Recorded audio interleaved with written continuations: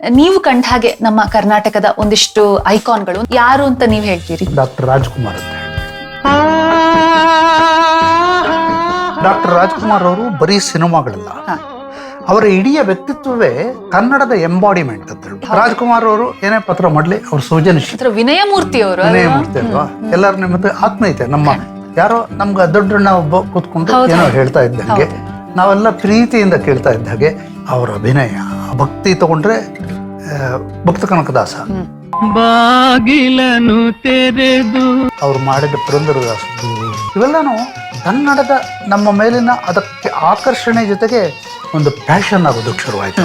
ನಮಗೊಂದು ಭಾವನಾತ್ಮಕ ಸಂಬಂಧ ಬೆಳೆಯೋದಕ್ಕೆ ಶುರುವಾಯಿತು. ರಾಜ್ಕುಮಾರ್ ಅವರಂತೂ ಎಷ್ಟು ಪ್ರಭಾವಿಸಿಬಿಟ್ರು ಅಂದ್ರೆ, ಇಡೀ ಗೋಕಾಕ್ ಚಳವಳಿನ ಅವ್ರು ಮುಂದಕ್ಕೆ ತಗೊಂಡು ಹೋಗ್ಬಿಡ್ತಾರೆ.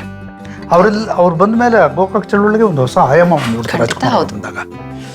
ಆ ಥರದ ಇದರಲ್ಲಿ ಕನ್ನಡದ ಮಹತ್ವವನ್ನ ಹೆಚ್ಚು ಮಾಡಿದವರು, ನಮಗೆ ಕನ್ನಡದ ಒಂದು ಅಭಿವ್ಯಕ್ತಿನೇ ಅಲ್ಲಿದೆ ಅಂತ ಅನ್ಸಿದ್ದು ರಾಜ್ಕುಮಾರ್ ಅವ್ರ ಸಿನಿಮಾಗಳು ನೋಡಿದಾಗ. ಹಾಗಾಗಿ ಅವರೊಬ್ಬ ದೊಡ್ಡ ಐಕಾನ್ ಅಂತ ನಾನು ಅವ್ರನ್ನ ಹೇಳ್ತೇನೆ. ಪೂರ್ತಿ ಎಪಿಸೋಡ್ನ ನೋಡಿ, ಹಾಗೆ ಸಬ್ಸ್ಕ್ರೈಬ್ ಕೂಡ ಮಾಡಿ. Radio Azim Premji University YouTube channel. ಸಂಸ್ಕೃತಿ, ಸಂವಿಧಾನ, ಸಂವಾದ.